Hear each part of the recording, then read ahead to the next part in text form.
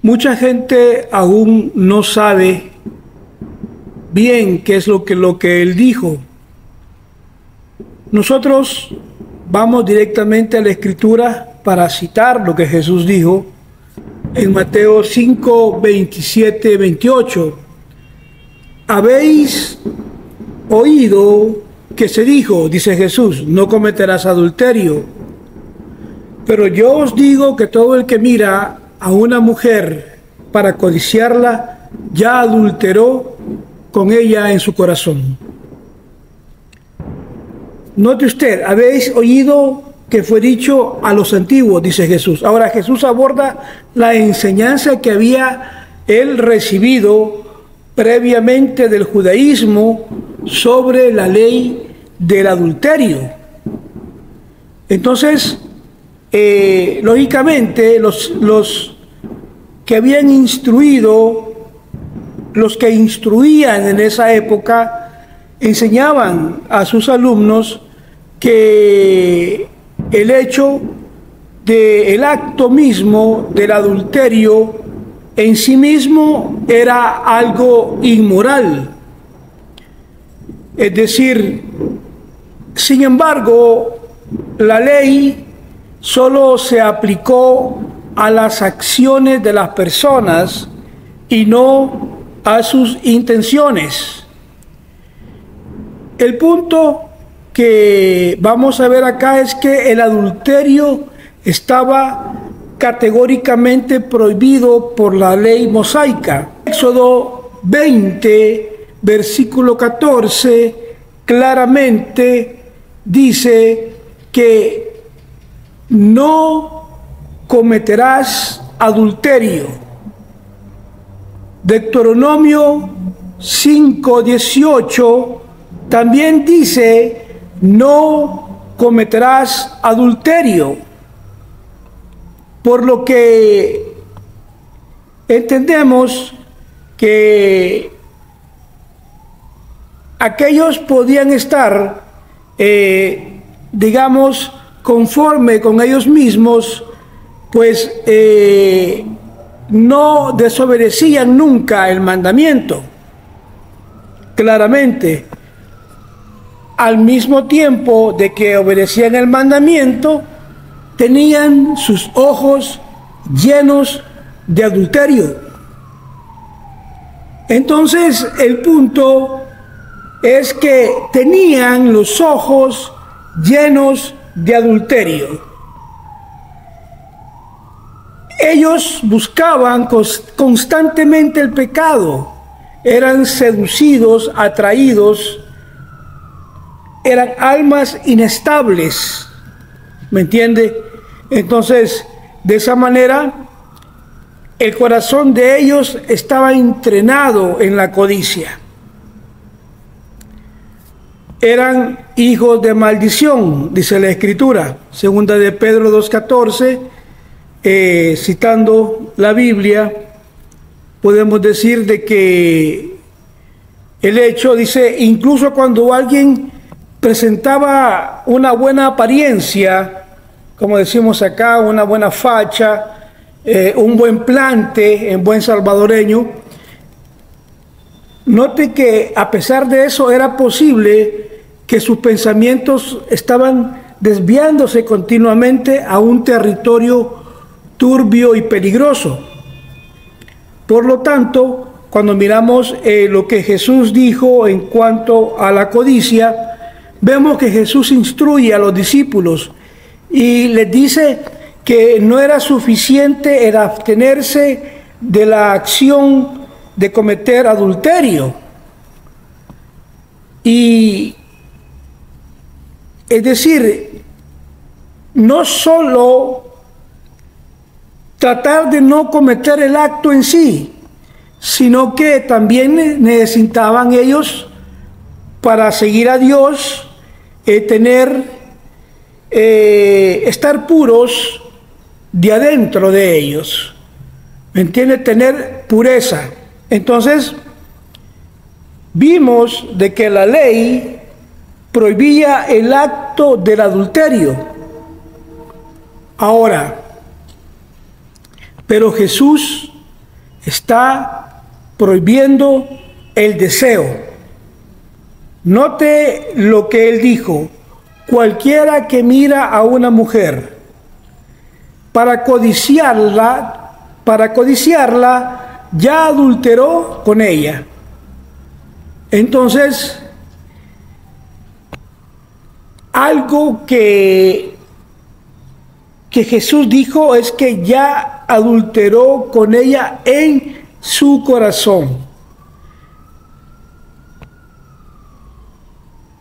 Es importante captar lo que este versículo bíblico nos está diciendo, o sea, el mensaje que el texto lleva cuando fue escrito.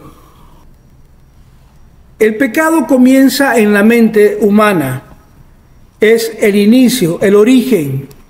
Y si continuamos alimentando ese pensamiento pecaminoso, sucede de que eventualmente llegaremos a actuar en consecuencia de acuerdo a ese pensamiento. El libro de Proverbios dice lo siguiente: cualquiera que mira a una mujer para codiciarla, cualquiera que mira a una mujer para codiciarla ya adulteró con ella en su corazón.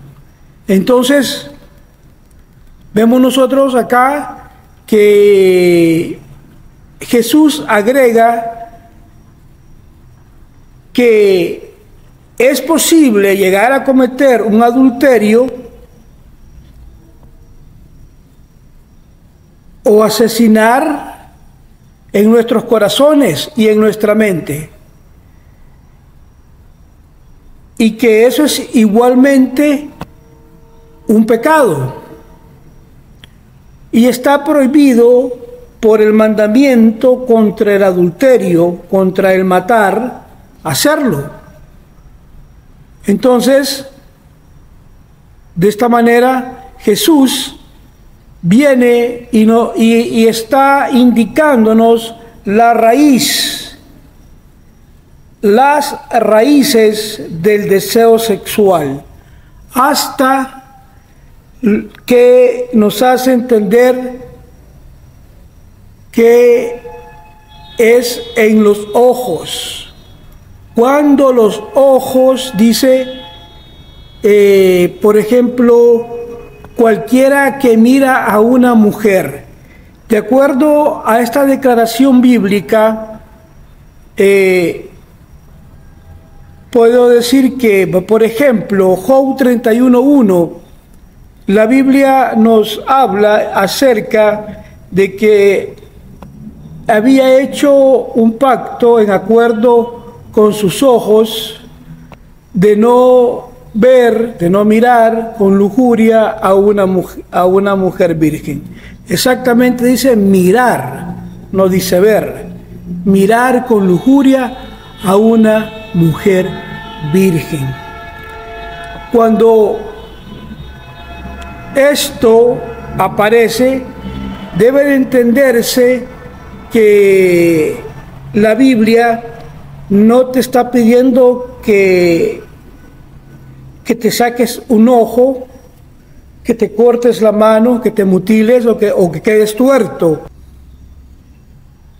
Algunas personas solo se abstienen de cometer adulterio porque les da vergüenza a la posibilidad de ser descubiertos públicamente por el trasfondo de lo que ellos hacen día con día. Viven con ese temor. Eso saben ellos que tienen que abstenerse de esos deseos, de no participar más en actos sexuales explícitos de adulterio. Como cristianos ellos lo saben. Sin embargo, el hecho de que sus mentes estén tan agobiadas, tan preocupadas en las cuestiones de la problemática del mundo, tales pensamientos son extremadamente difíciles, problemáticos de tratar. Ahora, hay un principio que se debe de aplicar mucho más a los hombres que miran a las mujeres de lo que se aplica para otra cosa, cualquier otra cosa que usted pueda codiciar, un carro, una casa. Note usted que se aplica a través de nuestros ojos o la mente, en el sentido de que son palabras, estas son las palabras más escrutadoras sobre la impureza, que jamás hayan pronunciado adulterio en el corazón, debido a que Jesús considera que el adulterio en el corazón es un pecado. Podemos deducir que lo que está pasando es que permitimos que nuestro corazón haga elecciones y algunas de ellas equivocadas. Posiblemente usted no controle sus pensamientos y ciertamente ahí descansa su corazón en sus pensamientos, y esa es la situación. La Biblia dice acerca de estas cosas. Dios está diciéndonos en su palabra que debemos de mantenernos en la pureza del pensamiento, en la pureza de nuestro interior. Entonces, por lo que debemos de abstenernos de pecados sexuales, parar la imaginación, no alimentar nuestra imaginación, ¿me entiende?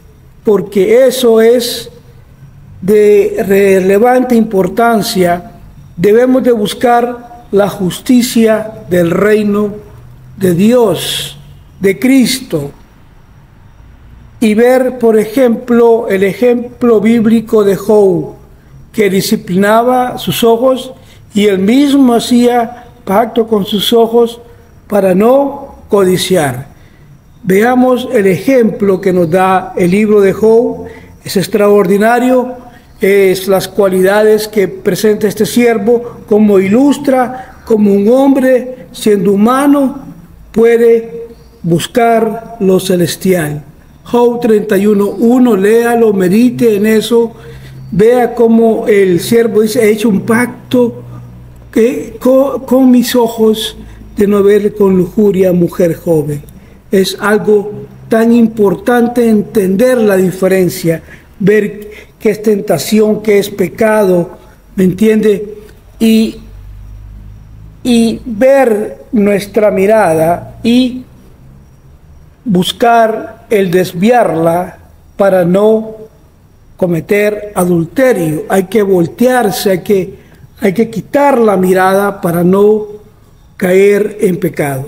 El deseo no es voluntario y momentáneo. Algunas veces es el mismo reflejo que uno tiene, de repente ve algo, de repente ya está volteando a ver de regreso, pero es el mismo reflejo que tiene uno. Entonces debe uno de añorar las palabras de Jesús, aprender de Jesús y ver cómo Jesús, a pesar de que fue tentado en todo sentido, o sea, en la forma humana, como humano, resistió todas las tentaciones y no se dio a tal pecado. La Biblia, Hebreos 4:15, dice lo siguiente: porque no tenemos un sumo sacerdote que no se compadezca de nuestras debilidades y tentaciones, sino que tenemos uno que ha sido tentado y que se hizo humano para conocer el aspecto de cómo somos, para saber qué es lo que nosotros sufrimos como humanos. Sin embargo, él, sin cometer ningún pecado, nunca vio a las mujeres de una manera incorrecta. Él fue tentado en todo, pero Él venció el pecado. Él mostró el camino que nosotros tenemos que seguir. Jesús es nuestro ejemplo, a quien debemos nosotros de poner nuestros ojos en Él y luchar y ver qué es lo que causa el pecado. Si tu ojo derecho, dice la Escritura, te hace pecar, sácalo y échalo de ti. Eso es lo que la Escritura nos dice. Pero esto no es algo que te está pidiendo que pierdas un miembro de tu cuerpo, aunque dice la Escritura que es mejor que se pierda una parte de tu cuerpo y no que todo sea arrojado al infierno. Entonces, acá hay que entender de que cuando dice si tu mano derecha te es ocasión de caer, de pecar, dice, córtala, échala de ti. Es conveniente que se pueda entender que cuando dice que todo tu cuerpo sea echado al infierno, es mejor dejar una parte, si es el ojo, si es el brazo, cortarlo, echarlo fuera de ti, dice la Escritura con exactitud. Entonces, ¿qué significa si tu ojo derecho te hace pecar? Arráncatelo. Aquí Jesús usa una forma figurada de hablar, no es una forma de hablar literal, no habló literalmente que tengas que tomar algo para mutilarte o para sacar tu ojo, pues eso no cumpliría el propósito, pues debes de impedir el acto exterior, debes de impedir eso. Y el hecho de que te saques un ojo, literalmente, o te cortes el brazo, no impedirá, no te quitará el deseo. Por consiguiente, lo que debemos de entender acá, que de acuerdo a lo que estamos leyendo, es que más nos conviene que falleciera una parte de nuestro cuerpo, de nuestro ojo, nuestro brazo o alguna parte de nuestro cuerpo, que todo nuestro cuerpo sea echado y arrojado en el infierno. Jesús no hizo esto para enfatizar la idea de mutilarnos, sino Él lo dijo para que se enfatice la visión en nuestra mente acerca de ser obedientes. Uno debe estar dispuesto a sacrificarse, permitir, si usted permite que el pecado lo controle, una parte de su vida, lo que sucede es que debemos ser capaces de reconciliarnos, porque sería mejor, fíjese, que una parte de nuestra vida muera, no sé cuál será, hacer morir esa parte, que toda nuestra vida sea juzgada y seamos encontrados culpables. Esa es la situación que la mayoría de las personas dudan en hacer. Como resultado, continúan viviendo en sus vidas sumidas en el pecado. Nunca llegan a conocer a Jesús, nunca van más allá de sus deseos, de ser vagos deseos de ser mejores, y se estancan, se quedan. La salvación de nuestras almas debe preferirse por sobre todas las cosas, por sobre el fútbol, por sobre la cosa que más te guste, debes de preferir tu salvación. La verdad que son hermosas y benditas promesas que Dios nos ha dado. Dios no nos está diciendo que nos cortemos un miembro en particular, pero sí que hagamos morir. Él quiere que conservemos nuestros cuerpos como los tenemos, ¿verdad?, completos, pero que entendamos que tenemos que hacer morir aquellas cosas que no nos ayudan en el cristianismo. Aquellas cosas que pueden poner en peligro que tu vida sea condenada y echada al fuego. Entonces la enseñanza nos habla acerca de separarnos de cosas, ¿me entiende? De dejar de hacer morir toda aquella cosa que perjudique la salvación de nuestras almas. Entonces vemos que con razón San Pablo exhorta a los creyentes a huir de la inmoralidad sexual. Primera de Corintios 6:18 dice: huyan de la inmoralidad sexual en cualquier forma, ya sea de pensamiento, de conducta, sea visual o escrita, huyan.